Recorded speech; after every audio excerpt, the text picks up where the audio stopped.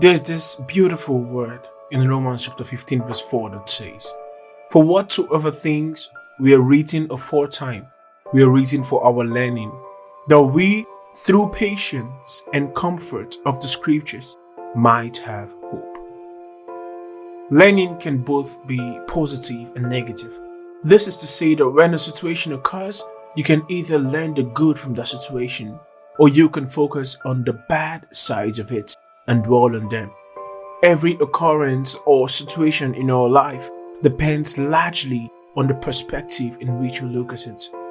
A wise man once said, "Life is 10% of what happens to you and 90% of how you respond to the things that happen to you."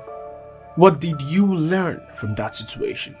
Maybe you grew up in a family where your dad or your mom left, where they abandoned you to other parents.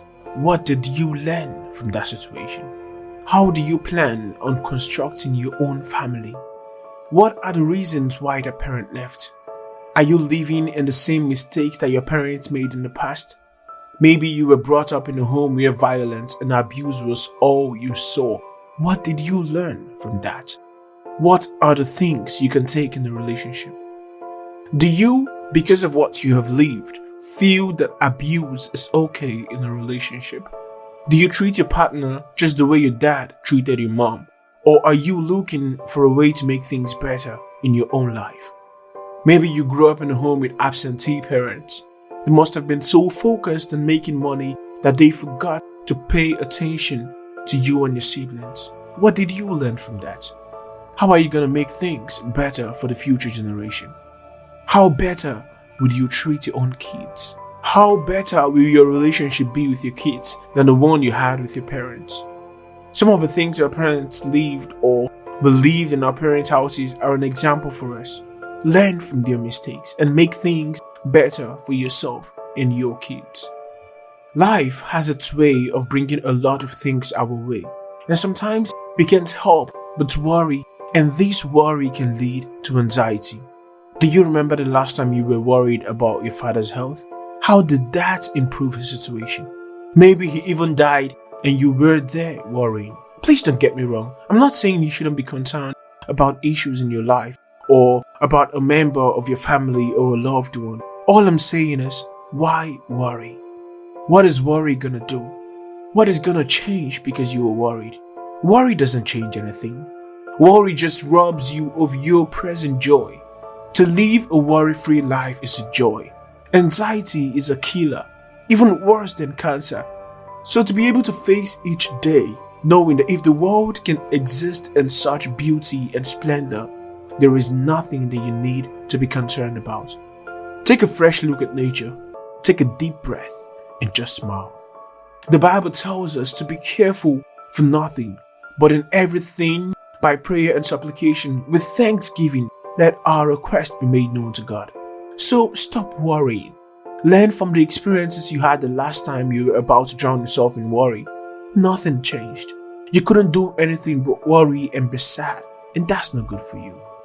A friend did something to you and you have vowed never to forgive them despite of all their pleadings. My dear, aren't you tired of living in bitterness?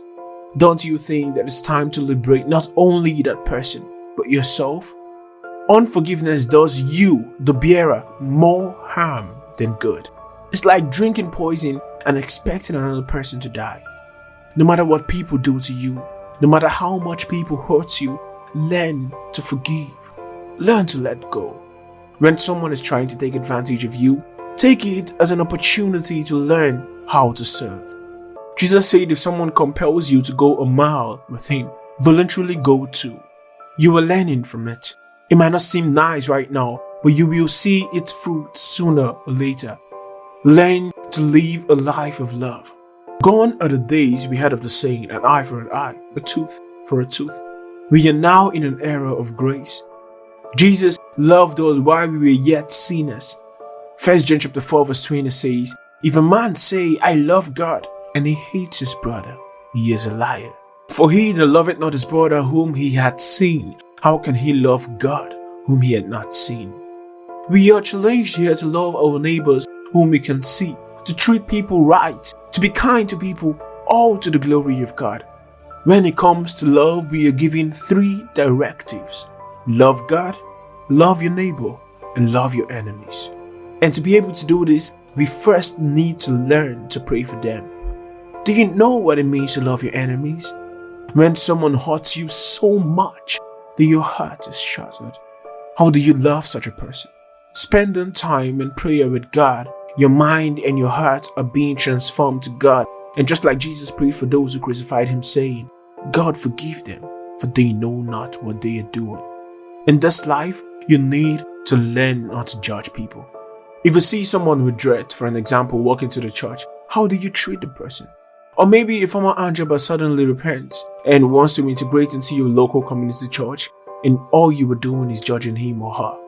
Jesus Christ loved everyone. He never judged or condemned anyone. He accepted every single person, and he let his relationship with them change their hearts. We have records of him eating and spending time with sinners and tax collectors. The elders of the church and even his disciples judged these people, but not Jesus. Remember the story of the woman who was caught in adultery? Everyone around her judged and condemned her, but Jesus didn't. He instead offered her an opportunity to change for the better. As children of God, we need to learn to act like Jesus and not to be judgmental. Experience is the best teacher, but it is wisdom to learn from other people's experiences. In everything that happens in your life, God is definitely trying to show you something or to teach you something. Are you just going through the situation, or are you trying to learn what needs to be learned? Ask God to open your eyes to see what is showing you. Ask Him to give you grace to patiently go through and learn what you need to learn, because in the school of God, we cannot go another class without passing or learning.